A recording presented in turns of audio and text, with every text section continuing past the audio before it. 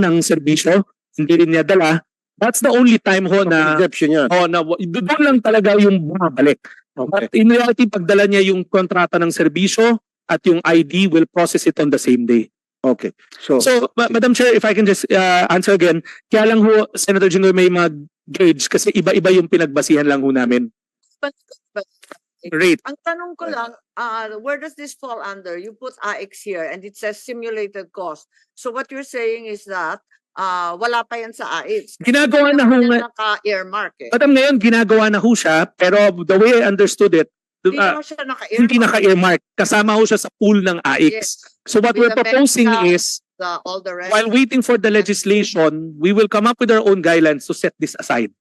Itatabi na ho namin to into a separate program internally na nakalagay na sa panglibing lang to. Pinito lang kalaki yung... Napansin ko rin dun sa 26 billion ng AKAP, meron ring burial assistance. Pero nasa 10,000 lang. Tama ba ang pagkaintindi ko?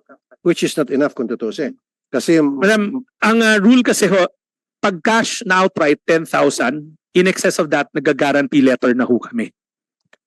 Madam Chair, the practice there is not to Bakit iba give... yung sistema ng AKAP at iba Ma'am, it's the same with the... it's the same, ma'am. We patterned it, magkamukha sila. Outright cash. But if it's more than that, we revert to GL, guarantee letter. isa pa, Madam Chair, marami sa ating mga kababayan na yung kanilang mga mahal sa buhay ay hindi napapalabas. Kunyari, patay na. Dahil sabi ng ospital, meron pang balance. Paano nyo ina-handle yun? Kasi pupunta sa programa ko, tapos sabihin ko, pumunta ka naman sa DSWD, wala ho budget daw sila para sa ganitong sitwasyon. So what they do is nangungutang sila o nagsasanla ng kung ano ng mga pwede maisanla. Ang Generator and all. Madam Chair, ang hinihingi namin yung promissory note. If they can sign a promissory note to that hospital, bring us the promissory note with the valid ID, we can help them with that bill na natitira. So, i-cover nyo yung buong Madam Chair, as much as we can, kasi pero minsan kasi sobrang laki na nung sinisingil ng hospital na kahit kami by ourselves, baka hindi namin kayanin. Pero yung PF hindi. At ang hindi lang namin ako-cover doon yung PF, yung professional fee. Why not? Kasi Yun nga Mr. Secretary, ang reklamo na merong balanse sa professional fee kaya hindi mailabas-labas yung bangkay at hindi sila mabibigyan ng death certificate ng ospital. So ang nangyari, umaabot ng linggo, kuminsan meron pa akong sitwasyon na isang buwan na yung bangkay doon sa ospital hindi mailabas-labas dahil nga may utang sa professional fee. So siguro kausapin yung doktor. I don't know, meron kayong dapat arrangement sa doktor, sa PF, etc. Apparently, Madam Chair, stand corrected. Basta pinasok sa statement of account pati yung personal, yung PF, yung doctor's fee, pwede na rin ho namin siya makover. Basta pinasok lang sa statement of account para it's officially done through the partner agency, the partner hospital. Okay, so dapat i-demand natin sa mga kasi kadalasan, Madam Chair, hindi nakalagay doon yung professional fee sa bill hindi ng nakapasok. hospital.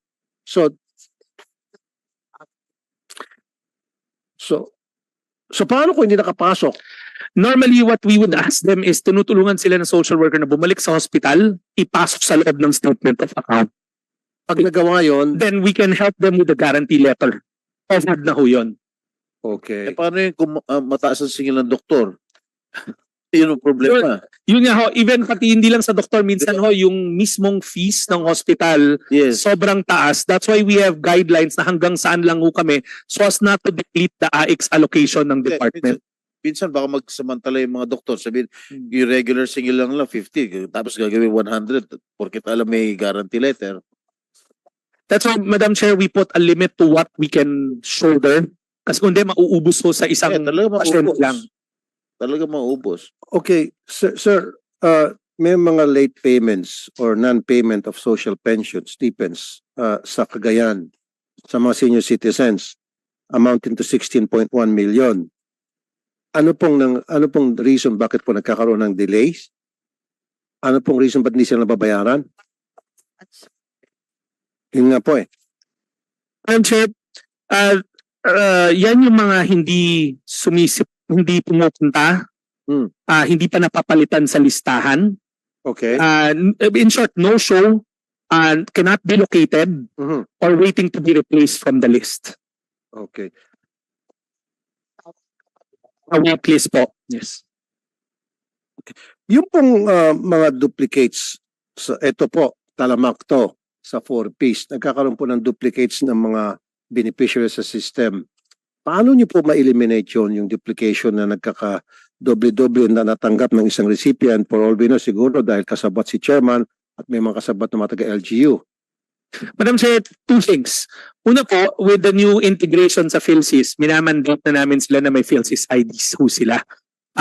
Where it's a massive campaign with our 4Ps beneficiaries para ma-distinguish natin yung distinct na person. Kung siya talaga ay, hindi naman siya pwede magkaroon ng dalawang PhilSys ID. So yung PhilSys ID nila, nire-register na ho namin sa aming sistema to make sure na distinct, unique individual. Pangalawa, meron ho tayong case management tool na natalakay ko na ho before, yung SWIDI, kung saan binabahabakay ho ng ating mga link nationwide yung bawat kliyente to make sure na itong mga mamamayan na to, talagang hindi naman niloloko yung gobyerno. So we've intensified yung pag-conduct ng case management namin, yung pagbisita sa kanila as often as possible. Hindi na lang ho tayo nagre-rely doon sa initial na registration, but we'll make sure na talagang nasusuri ho sila through case management. Kasi trabaho ng mga links natin yon. We have 12,000 links, 18,000 links nationwide who are now tasked to do the case management regularly. Last na lamang po, Madam Chair.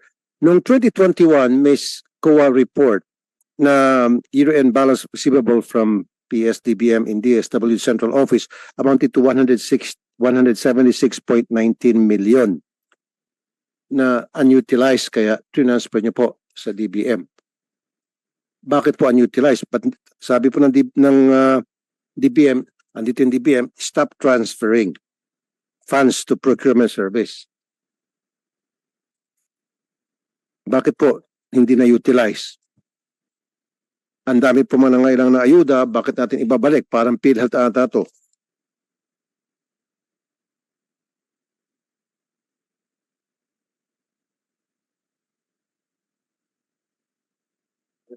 Madam Chair, this is a 2021 account.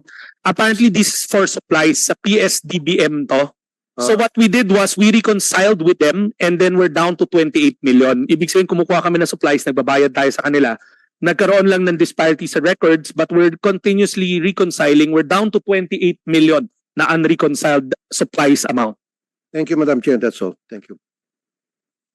Madam Chair, if I may. Senator Jingo Estrada also has some questions. Thank you. And Senator Tolentino's back. Thank you, Madam Chair. Only one question, Secretary. Tungkol dito sa food stamp.